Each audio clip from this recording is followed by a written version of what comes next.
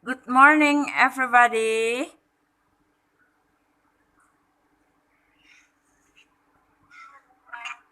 Okay, how are you today? Okay. That yeah, that's that's good. I would like to check your attendance list. Akila, Grace, Kevin, Baby, Jahra, Marsanda Putri, Kevin Sinaga, Jusak Pardede, Daniel Alfian. Okay.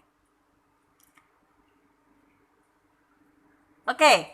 Do you still remember our topic last week? About what? Materi kita minggu lalu tentang apa?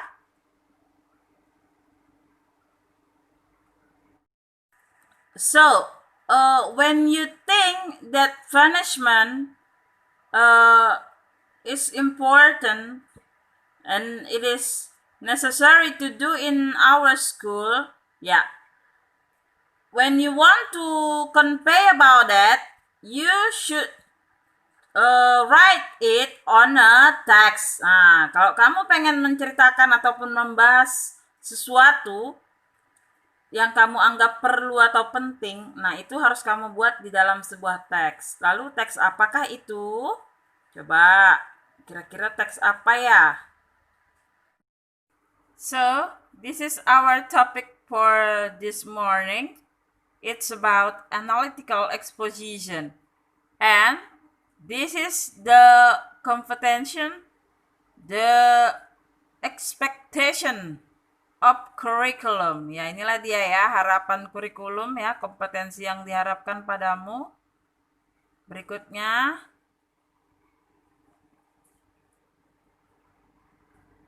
nah ini dia. Diharapkan kamu mampu ya membedakan ya, distinguish social function, structure of the text, and language feature of analytical exposition, written or spoken ya. Nah, itulah dia harapan kurikulum terhadapmu ya. Dan kemudian yang paling indikatornya ya, mengidentifikasi struktur teks eksposisi analitis, menelaah kebahasaan teks eksposisi analitis, menangkap makna secara kontekstual. Nah, inilah dia, dan menyusun teks. Kalau inilah harapannya. Berikutnya ini adalah tujuannya. This is the aim or the purpose of this study ya. Melalui pembelajaran ini, peserta didik diharapkan mampu menelaah unsur kebahasaan teks eksposisi analitis. Dan juga melalui kegiatan pembelajaran ini, peserta didik diharapkan mampu menyusun teks eksposisi tulis. Okay, so this is the material. What is the definition of analytical exposition? Please, Kevin Sinaga, read it please. Tolong dibaca apa definisinya.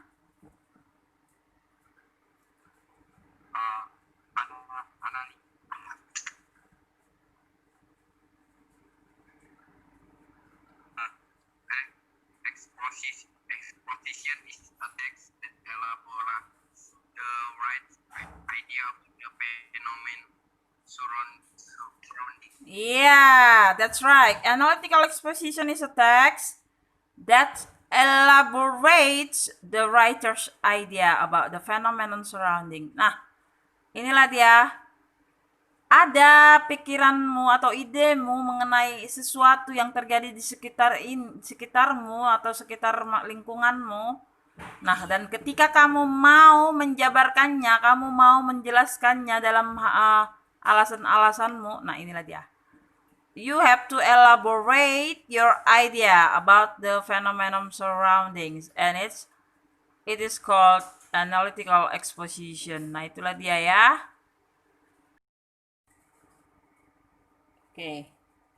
First is thesis. Jadi di paragraf pertama itu adalah thesis. What is thesis? Introducing the topic and indicating the writer's point of view. Nah, ini memperkenalkan apa topik yang mau kamu bahas dan menunjukkan pandangan pertama ataupun pemikiran seorang penulis di situ. And then arguments. Explaining the arguments to support the writer's position.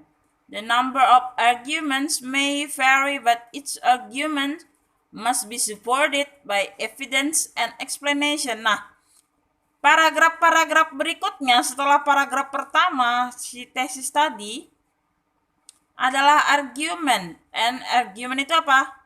Dia menjelaskan tentang alasan-alasan penulis ya tentang topik yang dibahasnya. Contohkan misalnya, ini sebelum kita masuk ke contoh yang di sini. Contohkan misalnya adalah begadang tadi. Nah, si penulis barangkali berpikir begadang itu berbahaya. Nah, jadi dia mau membahas begadang. Dia berikan alasan-alasan yang mendukung pemikirannya. Nah, kita lihat nanti kira-kira alasannya apa. Kan gitu contoh-contohnya dah. Dan argumen ya, bisa saja tidak hanya satu paragraf, bisa 2, bisa 3, atau bisa 1 saja gitu. Dan yang pasti ya, the last but not least, reiteration, restating the writer's point of view to strengthen the thesis. Nah, di sini paragraf terakhir itu adalah kesimpulan, di mana kesimpulan penulis itu menyatakan kembali, mengatakan kembali pandangannya untuk menguatkan semua yang sudah argumen-argumen yang sudah disampaikannya. Baik, language feature ya. Language feature. First, using simple present tense, using casual conjunction, using temporal connectives, using modal auxiliaries, using action verb, and using abstract. This is social function. First, social function of analytical exposition is to persuade the reader that the idea is an important matter. Two, to analyze the topic that the thesis opinion is corrected by developing an argument to support it. Yes, ma'am. Yeah, please.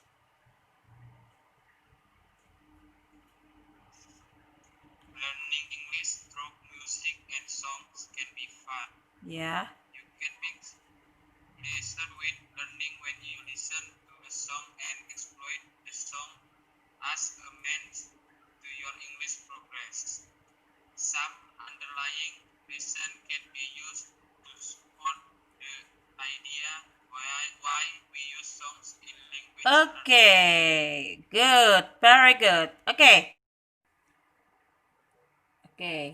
this is the reiteration from the elaboration above. It can be concluded that learning through music and songs, learning English can be effective and fun. Okay, that's it.